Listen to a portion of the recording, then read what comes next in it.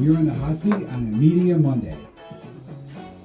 Hey everybody, welcome to the show. CrowsNest Pictures is a Utica-based film company that will be presenting their film, The Haunting of Nahhahmacher Hall, as well as exclusive clips from an upcoming project called Bumps in the Road on Saturday, May 24th at the Newport Short Film Showcase, which will be at 6 p.m. at the Kuyahoora Community Center at 7408 Main Street in Newport, New York. Today I'm going to be hanging out with the filmmakers, Jonas America, Aidan Ferguson, Siulee Olivera, and Kelsey Zimmerman. Welcome to the show, guys. So let's start with you, Aidan and Siulee.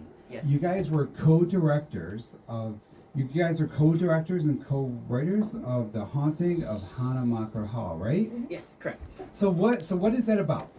Well, The Haunting of Nahhahmacher Hall came from really an observation that a really sort of popular, I don't know if it's as popular anymore, genre on YouTube was where, like, YouTube influencers, think like Logan Paul, if that name means anyone to anyone, would go and pretend to look for ghosts. And it was always very sensational, as sensational as, like, the reality show Ghost Hunters that folks might have seen before, YouTube was so prominent.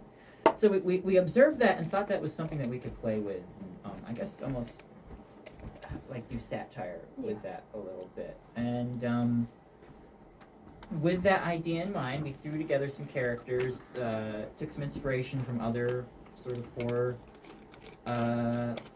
films like, I guess not really horror film, but like Scooby-Doo. Horror, but also silly at the same time. So it has like a humorous theme too. Yes. Our film is very much a comedy. Great. Our film is very much a comedy. It is very accessible for all audiences. So, if you watch it, you're not going to be very scared. Yeah. It follows, like Aidan said, our four YouTubers, Davy Jones, Pierre de Ocean, Jane, and Cassie Jones, and they tour the Nahhahmacher Hall, which is owned by Mr. and Mrs. Nahhahmacher, and they find some things that they were not prepared to find as a YouTube channel. Lots of shenanigans, lots of silly scenes, a great time. So is this movie, so this is from CrowsNest Pictures is your company, and how long has it been in existence? Is this your first film? This is the first film that we've released. The company, we've been together for 2 years now. We first got together in May, and we've been working on two big projects, Nahhahmacher Hall, and as you mentioned before, Bumps in the Road, which is still in production. Nahhahmacher Hall is the first we've released, though. We released it earlier this year at MVCC, at the CrowsNest Film Fest, which was what we initially hosted and premiered and showed a few other films there. And we're showing it a second time at the Kuyahoora Community Hall, which is where it was filmed, because the folks who own it wanted to do a special screening, and we thought it would be kind of fun. Newport, New York's a small rural town. This may be the first film showcase that has ever happened there. I was going to say, it must be pretty exciting for Newport. I think so. I think the people that we've spoken to are really excited about it, and after the show, we've arranged things so everyone who's in attendance can go to the Newport Tavern and get some drinks and celebrate. And wow. A local musician, Logan Valerio, is going to be performing live music. So great. We wanted to celebrate a little bit and appreciate the town that gave us that location to shoot our movie in. Oh yeah. So the location where you're gonna show the film, that's where you actually made the film too. Yes. Yep. So anyone who goes, if they want to walk around and see what the scenes they just watched might look like in real life, great opportunity to do that. So tell me about the process of making a film. So you've made this film. So is it on film? Is it a digital copy? How did you make it?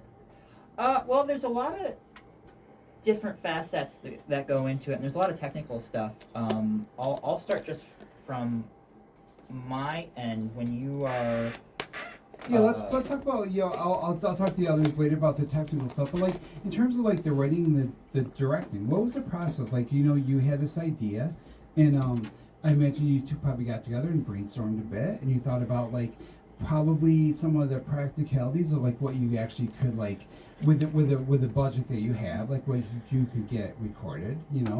What's the process of like going from like having an idea like let's make this cool film to actually like the point you are now, where it's completed? Lots of diligent planning. I'll say.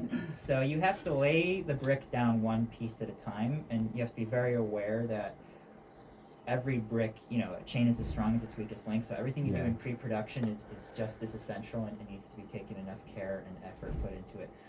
Well, you start with an idea. So we started with an observation, and so you observed that on YouTube, there were YouTube influencers who were like doing kind of these over-the-top ghost hunting things, and it was kind of a thing. Yeah, and with that observation in mind, I guess we just thought, how can we play with that a little bit? And like I said earlier, like Scooby-Doo, there's also like cinematic influences, like visually. Like I am a fan of the style of Wes Anderson, so me too. I knew going in that like I would want really vibrant colors and a lot of symmetrical compositions, and there's a style of filmmaking called formalism, which puts a focus more on the form of how it is made, so like camera movements and stuff like that. That's a really layman's explanation of it. I don't really fully understand it other than just like the surface level, but so going in, that was sort of the philosophy is focusing on like telling the story with the camera and incorporating the camera into the process. So you both kind of agreed on like that as like a visual style that you would like incorporate the camera, kind of like the Wes Anderson kind of style. Yeah, the film is kind of composed of two different cameras technically. So we have James, who in the film is their cinematographer. Okay. So there's the main cinematography that is just standard filmmaking. You're observing the characters, and then we have it from the perspective of James's camera. So kind of like a third person most of it, and a first person at times. Right. Sort of like, is it similar to like the Blair Witch Project? I think it was mostly like all first person though, right? Right. So this would be like a combination. Was that an influence? A visual influence, that kind of handheld camera style. We use that more for the comedic moments. Yeah. As if you can do a lot with that, like for humor, like kind of a disorientated feel. Right. Like we wanted to incorporate the actual video that they would be making into the movie. Yeah. Yeah. So like in terms of developing the characters, that was probably like, was that one of the first steps, or did you guys go with like plot first or characters first, or how did? Characters first. Yeah. I think if I remember correctly, on top of the observation of YouTube influencers, I went to Siulee with the idea of like a very stereotypical French detective, but his specialty was ghosts. Oh. And so I thought that would be like kind of Agatha Christie type, like like that's what came to my mind. What's French that movie? detective. Pink Although Panther? he's Belgian though, but the Pink Panther. Yes, right. Yeah, I think that's the movie. Yes. I don't know. I just saw that, and I don't know where it came from. And I thought what if that bounced? I think with filmmaking, a lot of it is bouncing ideas off of each other. Right. So I think a lot of it it's collaborative. Yeah, it starts with an observation. Usually, you notice something about media or society or just the way you interact with the world, and you think that's an interesting thing to explore. Yep. And then you bounce other things off of it. So while you have that in the back of your head, you think French ghost detective. Oh wait, how would that interact with YouTube influencers, right? What would the product of that be? The contrast, right? Because that's where meaning is made. Is the contradiction. So I like that. Yeah. So do you develop a character, and what's the character's name? So in this particular instance, his name is Pierre the Ocean, So he did stay French, throughout all the development of the film. Yes, he did. There's a little nuance to him, which if you come to the show and see the film, you'll see exactly a little peek into why he is a French ghost detective. But so then we started kind of assembling the cast around him. Who do we think would work well? So when you say that, like, who do you think would work well? Does that mean that, like, do you sometimes write the characters based on the company of actors that you have, or? Sometimes, different filmmakers will tell you different things. Some think you should never write with a person in mind because that limits you. Some think you should write with a person in mind because then you can get, you know what performance you can get, so you write the character to the strengths of that actor. Right, right. I mean, being like a smaller company, like, is that how you guys do it? Kind of like, so. Yeah. So Siulee, yeah. So you were one of the you were a co-writer, co-director. Yes. So like in the development of the characters, like how soon in the development of the characters for your film were the actors attached to the roles? I think for some of them, especially for Pierre, we did have the actor in mind. One of our good friends, Connor Gassner, he is an aspiring actor, so Mhm. and we love Did he working play with the him. part all the way through? Like Yes. he is the actor. Yes, Yeah. we kind of had this silly French detective character in mind, and we thought Connor would be very good for this character. Yeah. So even if we tried to deviate, he was always in the back of our minds. Did he help with the development of the character? Yes, we collaborated, like as we were building the characters, we collaborated with the actors. Yeah. And we had some back and forth with Connor, seeing how we could fully develop this character, made sure he understood, Yeah. got some of his ideas. Sometimes it's difficult too. Yeah, like if, They might not get it right away. right. Oh, I'm sure. you Like know. you might have a vision in your head as a writer, and then like the actor Exactly. may take a different take on things. Yeah, there's always going to be some of the actors' just personal Right, experience within the character.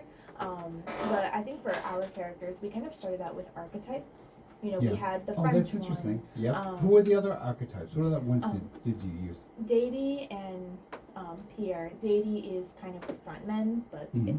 within the movie, Pierre would argue differently. So Dady kind of started off as the athletic type. She was the YouTuber in that Yeah. sense of, very big, very out there, yelling all the time. And her character does stay true to that to an extent. Yeah. But, some aspects were changed. She went from being this very, I guess, more masculine character to having more feminine traits. And how did that development occur? Was it once the actor was involved with had the part? Like, did the actor bring that, or did you guys bring that in your writing, or in the workshopping, or table reads, or something like that? I think it was more workshopping that came from, where we realized, It works better like this, or just Yeah. naturally evolves. like so, the archetypes that we started with were very base, and then as it developed, they kind of separated from those, yeah. cores, and the characters kind of influenced each other that way. Yeah, I also just want to emphasize that it's a really collaborative process. I Right, just right. worked with a filmmaker who gave me a really great piece of wisdom that I'm gonna take with me for the rest of my life, which is your collaborators, their input is invaluable, but only if you value it. Oh, So- interesting. Well, what does that mean to you?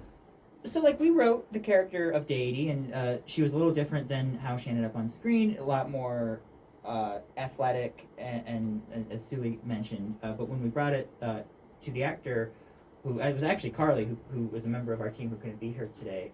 She had some different inputs and took Mm. different things away from the character, and wanted to try a few different approaches, and made the character less athletic and more I don't know, how would you describe abrasive. Yeah. Which is Yeah. dangerous as well. You gotta be careful when you make an abrasive character that you don't make them too abrasive. So the audience, you don't Right. want the audience to turn on them. You want them to annoy the other characters, not the audience. Do you test it with an audience before you film it? So I'm thinking you develop the characters, you workshop them. You may have been working with the characters in your group, kind of in an insular way for a while. But do you ever before you actually make the movie, do you test out with another audience, how will they take to the character? Or? Yeah, I think you're testing all throughout development. So the initial test is when you share the script with somebody who Right. you trust to get their input. Then Yep. you test with a table read for the first draft to Yep. see how it works with the actors. We were lucky enough when we shot this film sort of in segments. So when we shot the first half of it and we edited together a rough cut, we brought it actually to Utica University. To what class was that? Oh, I was doing an independent class about filmmaking. Jonas, yeah, welcome to the discussion. I will get everybody in. This is so Yeah. interesting. This in-depth discussion about film. So, Jonas, you're with CrowsNest Pictures too, and you're actually the person who reached out to me about this. So tell me about the process of you took it to Utica University to show it to a class to get some feedback. So I was in an independent study, Utica, that was about filmmaking, and I had done like 2-3 projects for the class, kind of Mhm. just to show. But then I also tried to incorporate the films we made here, and so it was about like towards the end of the semester, just showing what we had so far, and then we had like about like I want to say like 8 to 10 people that came and gave us feedback. And the nice thing about that is that it wasn't just like here's a piece of paper. It's just like we got to talk to each other. Like here are things they didn't get. Here are things they got. And I think that influenced for the second round. What was some of the feedback that did influence? We only have about a minute, but when we come back, I'm going to talk to you about the cinematography, but Mhm. also too, like, what is something that like you that maybe was fixed or tweaked based on feedback that you thought maybe made it more effective, or? Oh, I don't know about that. Like if Siulee and Aidan want to. Oh, that's right. They're the directors, so it's like be well, up to you guys. One piece of feedback was there was a particular storyline that was underdeveloped in the first half that we showed. Now, part of it was because there was only half the film. We did explain that, but I think we kept that in mind when we were shooting the second half, is to make sure we though we didn't radically change the script, it's just whilst editing we held on these characters a little longer than we might have otherwise. It was Mr. and Mrs. Nahhahmacher who are sort of the counter to the YouTubing influencers in the movie. They're the owners of the home that they're touring. So did you go back and like put in more of the footage that you recorded of them originally that you maybe edited out? Or did you add like new additional dialogue? We didn't necessarily add more dialogue, but when we were shooting, might have put a little bit more thought into like let's make sure we get a good close up here so we can really focus in on what they're saying. And well, we were going to get a close up, just to get coverage of the scene. We really want to make sure emphasize that this is one plot point that our test audience said wasn't necessarily following through. So let's take enough time to really like clarify. Yeah, and spend enough time with these characters. Hold on this shot for a little bit longer, just because even a couple seconds longer on a shot can say something. It can do a lot. You're right. So just make sure we had our options available so we could really tell the story. Great. Well, we're going to talk more about this the rest of the show. So I'm hanging out today with filmmakers Jonas America, Aidan Ferguson, Siulee Olivera, Kelsey Zimmerman. They'll be presenting their film, The Haunting of Nahhahmacher Hall, as well as exclusive clips from an upcoming project, Bumps in the Road, on Saturday, May 24th at the Newport Short Film Showcase, which will be at 6 p.m. at the Kuyahoora Community Center, 7408 Main Street in Newport, New York. I'm Ron Klopfanstein. You're in the hot seat on a Media Monday. I'll have more after the break. Everyone, welcome back to the show. This past Friday, May 16th, members of Indivisible Mohawk Valley held a pop-up protest against the Trump administration. Photographer Jim Hale and I were the only journalists on the scene, and we have this report. I'm Ron Klopfanstein in Utica, where members of Indivisible Mohawk Valley have gathered at the Federal Building for a pop-up protest. So I know we say your sign lists a lot of the things that you're concerned about. It says hands off, health, human services, Medicaid, schools. What is your concern? Why is it that you want Trump to keep his hands off these things? What do you think he's going to do? Because we are getting older, and I worked for a long time in my life, and I have paid for my Social Security, which is underneath in here, and so I have worked for all those items. Taking the funding from PBS was really messed up, and I like I said about education and accessibility, and PBS is one of those things that's accessible and has always been helpful for children, and so to take away the funding, I just think is undemocratic. Now, was PBS, maybe Sesame Street, those shows like that, were they important to your development as an artist? Yes, absolutely. Yeah, for sure. Like I love animation. I'm definitely like I'm like an illustration major. Yeah. So all of those shows that were on PBS when I was growing up, like Super Y, Word Girl, Sesame Street, were definitely really important. So the orange-haired monster, Mr. Trump, and we have his henchman. We don't know what to call Elon Musk because he's never been congressionally approved to hold any federal office, and yet look at the damage he's done to the federal government. What damage has he done? You fire federal workers, you close agencies that are already federally funded, like the horse in midstream, basically. You change the rules right in the middle of everything. And basically, you do it without due process. You do it without any approval. And then, if you choose to do so, you say to the courts, the federal courts, even the Supreme Court, I'm not listening to you. So if that's democracy, I don't want to live in this democracy. It's not a democracy. I'd rather die than be a part of it. It has started with the U.S. Naval Academy Library, where Mein Kampf is there with 2 copies, but Maya Angelou's I Know Why the Caged Bird Sings has been removed. The Color Purple has been removed. Wow. They cannot censor our thinking.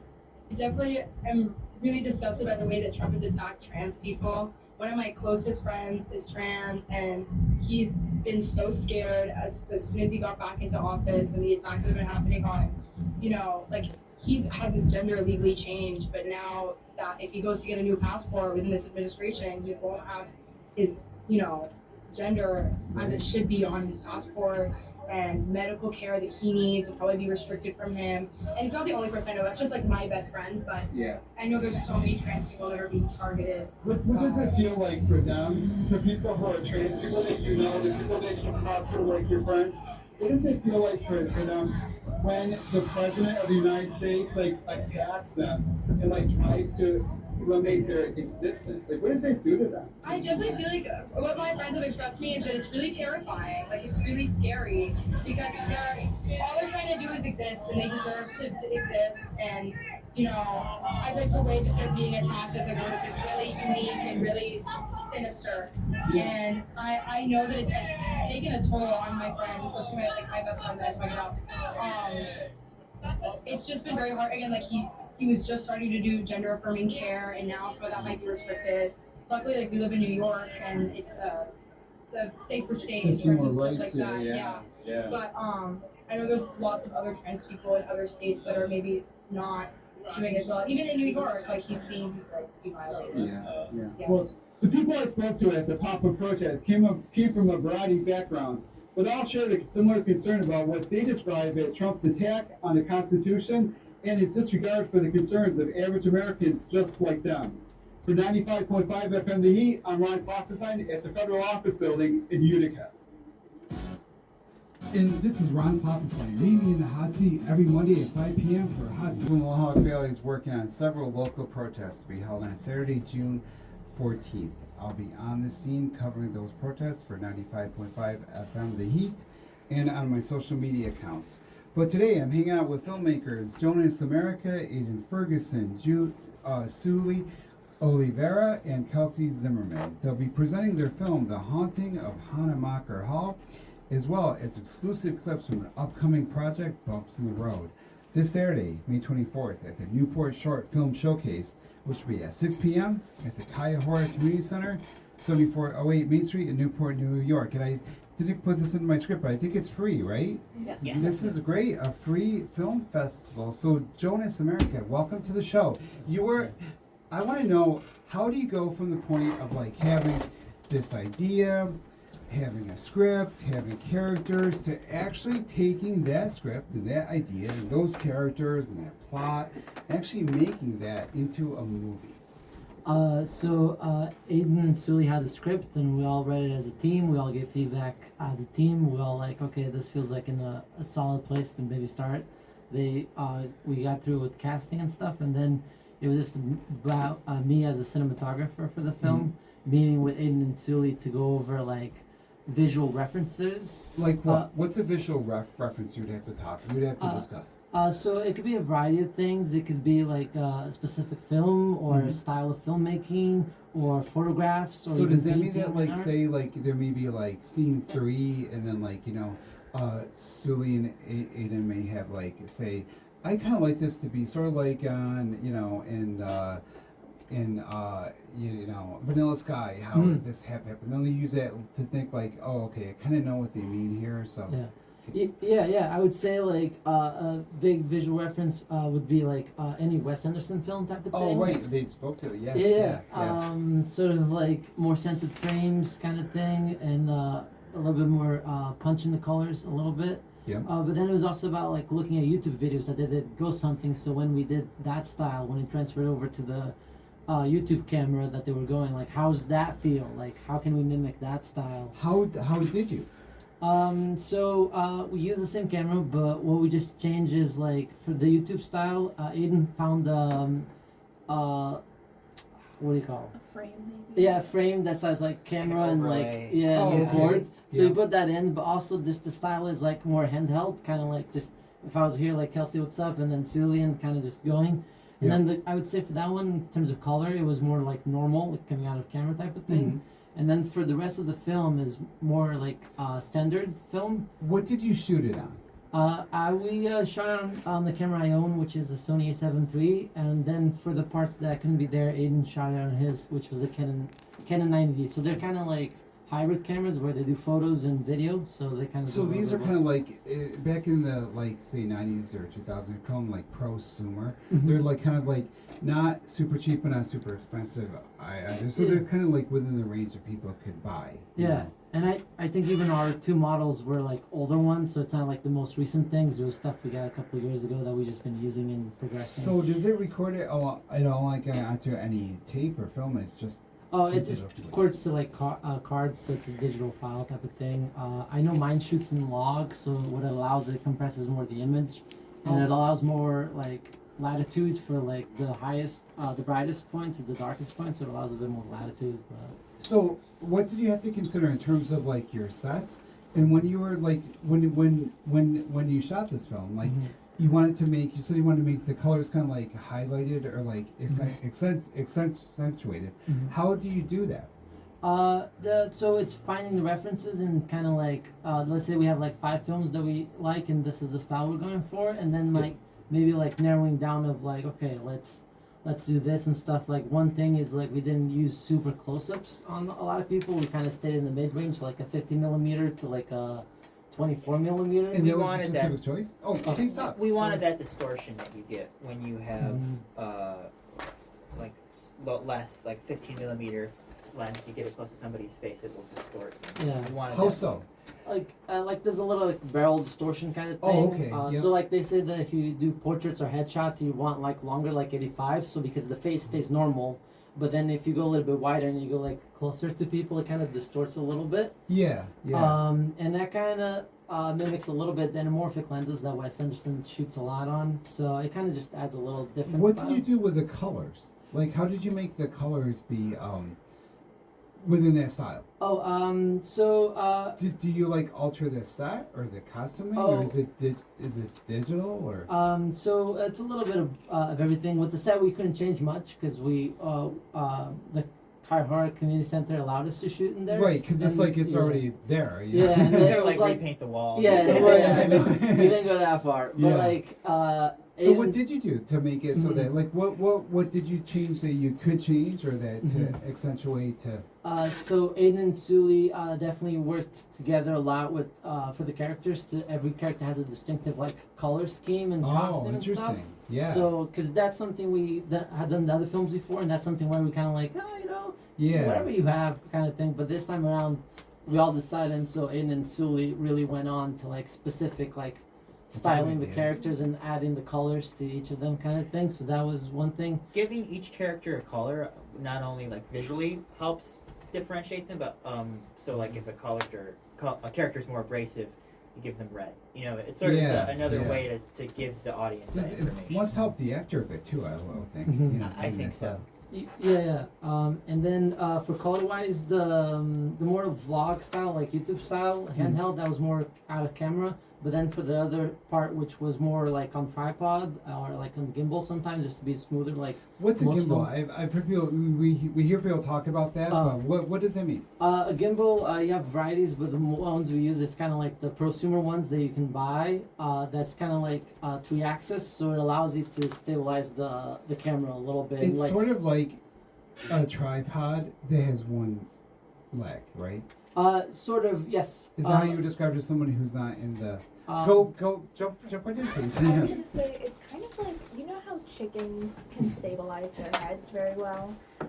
It does the same thing. Like if you move a chicken around, its head won't move. I didn't know that. Oh wow, Like a lot of that's good birds, to know. it's a random fact, but a lot of birds have that so that when they're flying or when they're moving a lot, Yeah. they can look in the same spot. Wow. So a gimbal does the same thing with the Mhm. camera. So you can, you'll have the camera in one spot and you can move Yeah. the gimbal around while you're holding it, Yeah. but the camera will be stabilized. Oh wow. Or Okay. like a way we used it is like for movies they have like dolly tracks like Yeah. stuff, and then there's one guy pushing and there's another guy on the camera kind of thing.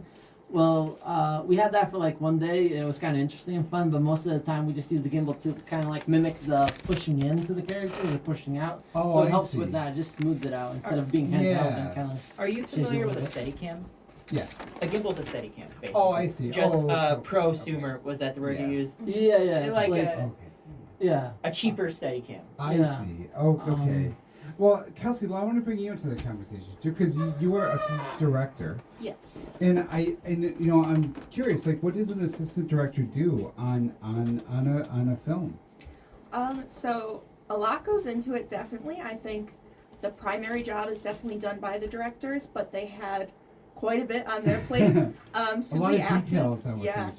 Siulee acted in the film, Oh, I didn't and realize that. Aidan helped with the cinematography, so they were Yeah. both very busy. Yeah. So I helped a lot with making sure that a lot of organization, really. Not only was I like calling action, but I also got to do a lot of the behind the scenes with making sure everything was organized, making sure that everyone knew where they needed to be, when they needed to be there, running lines with people, making sure that props were in the right spot, Oh, making wow. sure, everything kind Yeah. of came together. I helped oversee that kind of. So that was really exciting to do. What was the most challenging part of being an assistant director? Definitely staying organized. I think we did a really, really good job of that. They made me a fun little binder that had all my information in it, and I was able to kind of use that as a guide. But it's very what hard is to in your say. binder? So, like, say, like a typical day you're gonna shoot. Say a typical day you're gonna shoot. What's in your binder? Like, how many pages would you do? How many scenes? What information what do you have to do to make sure that it happens? So in my binder, I would have like a call sheet, so I make Uh-huh. sure everyone is getting there on time. So those are and- the actors and the crew, right? Yes. Yep. So I had my call sheet to make sure that I knew when people were getting there and when they would be available to do what. I also Mhm. had a shot list that we followed. We crossed stuff off on there and highlighted. So a shot list, like, say, like in a scene. Yes. How many shots are in a scene? It definitely depends a on lot, the scene. I would think, Quite right? a bit. I think Aidan Siulee would know a little bit more about that. Jump in, guys. Yeah. How It- many shots in a scene? Well, it entirely depends on the scene. Sometimes you can get away with as little as 3. So Yeah. wide shot, close up, reverse close up. Yeah. We did way more than that in a lot of our scenes. We were a little over ambitious. Yeah. So like we want to close up with this and close up with this. Let's get it from this angle. Let's get it from this angle. Let's get it from this angle. So when you're making a Right, shot right. list, you play out the scene in your head. You block where the actors and you think where you're gonna want them to be, where they're gonna be talking and interacting. And then you just think, okay, how do I want to cover it? Where do I Yes. want to put the camera? So I'm gonna want a close up because you almost always you're gonna get a close up, especially if there's dialogue. I'm gonna Yeah. want a wide shot, but also we did like an overhead shot because there's one scene Well, where they're sitting at a table. We got to talk more about all these technical aspects of this. I didn't realize we were going into commercial break time here. So we do have another segment though, so we're gonna get more about this. I'm hanging out today with filmmakers Jonas America, Aidan Ferguson, Siulee Olivera, and Kelsey Zimmerman. They'll be presenting their film, The Haunting of Nahhahmacher Hall, as well as exclusive clips from the upcoming project, Bumps in the Road, on Saturday, May 24th. It's this weekend at the Newport Short Film Showcase. It'll be at 6 o'clock at Kuyahoora Community Center in Newport. I'm Ron Klopfanstein. You're in the hot seat on a Media Monday. More after the break. Thank you, beauty. 955theheat.com or www.beautifulphoenix.net. This is Ron Klopfanstein, and you're in the hot seat on a Hey everybody, welcome back to the show. Today I'm hanging out with filmmakers Jonas America, Aidan Ferguson, Siulee Olivera, and Kelsey Zimmerman. They'll be presenting their film, The Haunting of Nahhahmacher Hall, as well as exclusive clips from the upcoming project, Bumps in the Road, this Saturday, May 24th, at the Newport Short Film Showcase, which will be at 6 o'clock at the Kuyahoora Community Center at 7408 Main Street in Newport, New York.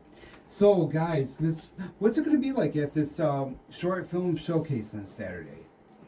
I think it's going to be a really fun time. I think and it's free too, which is amazing. You know, it's like we're really happy we could do it for free. 'Cause I feel like that takes you can focus on what's important, which is local arts. So we'll get to see the whole movie, the whole Haunting of Nahhahmacher. Yeah. Yep, it's a 23-minute film, and then it's going to be supported by other shorts that were produced by local filmmakers, including some sneak peeks from Bumps in the Road, which is something else that we're working on. So what's now. Bumps in the Road about?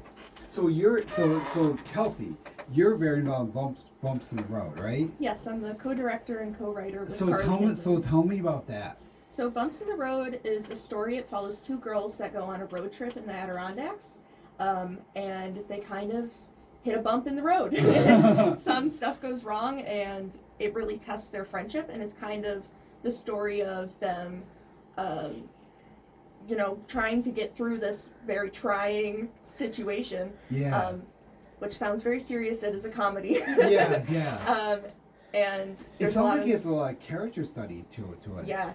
The dynamic between the two girls, the main, girls that are on this road trip is really interesting, but they also meet a lot of really interesting characters on their journey. Yeah. It's a small cast, but they really, the characters we have are very well, fleshed out, and they really shine.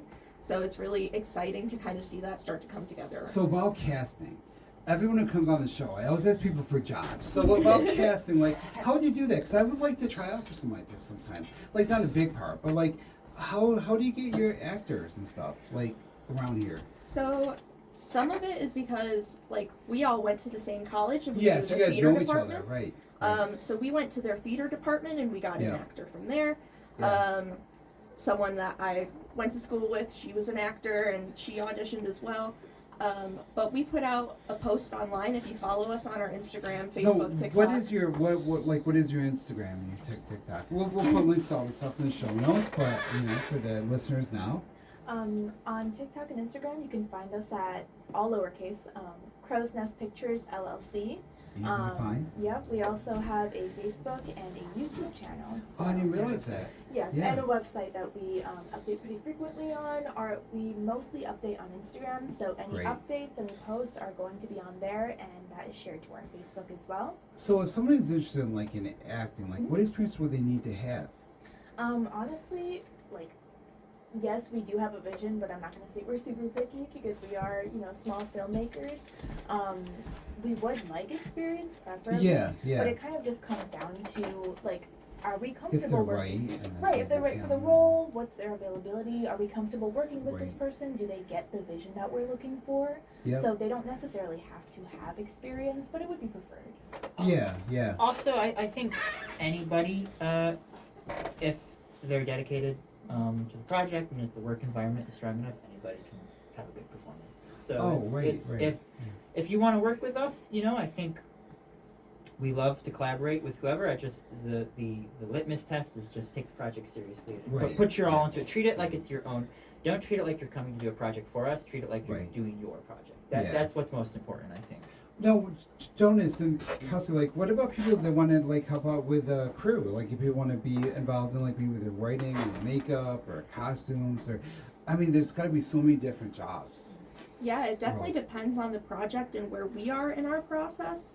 Often, so far, we've written all of our own material in our films, but we've reached out to different composers to help us make the music for Haunting of Nahhahmacher Hall. Right. All local. Yeah. Yeah, so we definitely are open to taking on people for crew. We've had a lot of people work on our films that were locals that were able to bring their own kind of view, but also help us. But help us with our vision. So it's very collaborative, and it takes a lot of hands. So people can reach out on our social medias, and we'll put out a call sometimes, and then sometimes it's people we know. So it takes a lot of hands to make our stuff happen. How many people are involved in the Haunting of Nahhahmacher Hall? Gee, Would you say? let's see, over, At least 25. I think at least 25. It's a lot. Yeah. Yeah, I mean, all different levels. Some people were never on set, like our composer was on set one day. But normally that's not the case. But there were, over with everybody. We also had people who were generous enough to donate to us and to help. I was going to ask you about that. Like you raise money through a GoFundMe. Yep. There's different ways when you're working at our budget level. A lot of it is saving. These are passion projects, so Right, right. you put some money aside because you want to do it. Yeah. There's crowdfunding, so like GoFundMe. Although we like to use that sparingly, just because Have you used it much, or have you used just for the Haunting of Nahhahmacher? We've raised money for both films. A total, we've probably raised close to $2,000, which might not seem like a lot, but for a low budget film, it's a lot. Oh, of course. You can shoot a lot with Yeah. $2,000. So Now, what do people get for that? So, when the film is done, after you show this film, you've premiered it, and you're going to show it at the showcase. How can people see it? well, Is it on your YouTube yes. channel too? So the Haunting of Nahhahmacher Hall is free on YouTube. You just type it in, and then you'll find it. That is the best place, I think. Well, yeah, for that would be. independent Yeah, I was. filmmakers, so anybody Right, can just right. go and watch it. But there's also film festivals. So you submit your work to a film festival. They review it. There's usually a panel, and if they like it, they'll accept it into the festival. And if they don't, then go to another festival. So for your funding now, primarily you can do the crowdsourcing. So people don't pay to see it because you raise money to do it. and Right. People support it by paying money to have it made. Yes, there's no return for us. The Right, return right. is the experience and the to create it. the ability to create and express oneself, which is better than any. What is it about film that draws you guys? Well, I'll speak quickly. I guess we could all go down. I think for me, I just think It's it's got to be something. it's- There's something about it's like. for me, it's the best way to tell a story. Why? Because it incorporates all other storytelling elements. There's music, there's writing, there's acting, there's photography. There's... So does TV. True. I think film and TV. I think visual storytelling using a Yeah. camera is. Maybe this is a hot take. I don't know, but I think it's the best And way. things have blurred, so it's kind of the same thing. I mean, I think to a degree. It it's like incorporates. you're telling a story, whether it's film or TV or Netflix or Marquee Cinema. What's the difference? I always wanted to be a storyteller, but I Yeah. really am terrible at making decisions, so I couldn't pick the mode, right? Yeah, So I just picked yeah. filmmaking because then I don't have to Yeah. pick. I can do it all, Right. So that's And what it is draws doing me it all. to it. I love that. For me, I am a creative writing major currently, so I love writing, whatever it is. Originally, filmmaking was not, I guess, my preferred career path, and this isn't something that I'm going to stay in forever. But, working on the MVCC Film Club movie, Between the Lines and Pages, was such a fun experience, being able to work with other creators. I was an actor on that movie as well, and I would not consider myself an actor. Well, you are though. You did it. You yeah. don't consider yourself an actor. If you do it, you're an actor. You're a director. You're a Yeah. photographer. Do it. You did it. I just think it's such a fun experience being able to Yeah. build a vision. And like I said, I love writing, so that's primarily where I'm at. What's your favorite thing to write? What's your favorite style? Do you like to write films or stories or? I like to write more prose literature, so even academic literature. I love writing essays. Which Who's is, some of your favorite authors or writers? Oof, God, that's a long question. Well, maybe who's someone who inspires your writing in terms of the films? In terms of the films, I think there's an author named Leigh Bardugo, and she is a fantasy author. I have so many editions of her books at home, and her work has been adapted into film. Oh, a really? show on What Netflix. is she? It's called Shadow and Bone, and I think seeing, that work of literature that I, spent so much time with translated onto the screen, what casting decisions were made, what scenes did they take out, what scenes did they put in, how did these characters interact in the novel versus on screen is such an interesting dynamic. And I will. And now you got to do it yourself. Yeah, it's it's a crazy experience to see characters that you spent so much time with, Right. on screen, What's it feel like?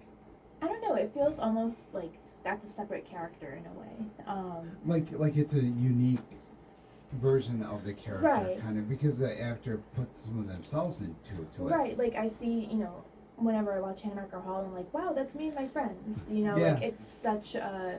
It's almost like hanging out with a big group. At Right. least, the way that we do it. We get anyone we can. And it's so anyone nice with that, like, you friends. guys will always have these films, Right, this it's- time that you had together. It's a connection. It's a It community. really is. Yeah. So, Kelsey, how about you? Like, what is it about films and storytelling and visual mediums that draws you? I'm also really big on the writing side of Good. filmmaking. Yeah, so am I. I think it's really interesting. It's really rewarding to see something. What that are you've some of the written. best written films you could think of that like made you think, this was really good? Or like, what's a film that you think, this tells a story really well, or maybe something like that you thought about like as you wrote your own stuff and thought, I remember like in this scene like this happened, and I gotta incorporate that technique. One of my favorite films that like comes to mind immediately is The Dead Poets Society. I think that's just such an excellent story. What about it? Why? The way it's shot is beautiful, and Like the fall colors, right? yeah, It was it's Harvard- really it's visually Harvard, right, appealing. isn't Yeah, and it? The campus in the fall. Yeah. Campus is in the fall. the way they shot it is gorgeous, but Yeah. also the dynamics between the characters is it's a very emotional film. Yeah. And I mean the ending is just devastating, and Yeah. it's really plays on your emotions and it makes you think. And I really like that part of So do you bring that filmmaking. into your writing with these characters? Not with bumps in the road. It definitely has inspired me to write. Yeah, yeah. And to kind of try and think more of the backstory of a character. So you're not only thinking of like what you see on the screen, but also what makes that character, like how they got to this point. Yeah, yeah. So that kind of inspired me more to like build into the backstory of our characters and to make sure that they were fleshed out. Do you just start to like type stuff, or do you like do an outline first, or do you write on paper first, or how do you?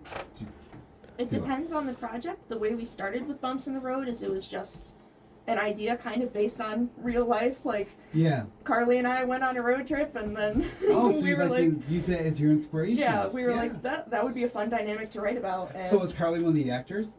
character? she's the co-director and co-writer. Co-director? Yeah. Is she an actor, or she's co-director? She acted in The Haunting of Nahhahmacher Hall. So the actors aren't. So you're not one of the actors. Like you have two actors playing like you and your friend. Yeah. So Yep. it must be interesting to like kind of direct somebody who's sort of like playing kind of you, right? Thankfully, the characters aren't super based on us. Yeah. Yeah.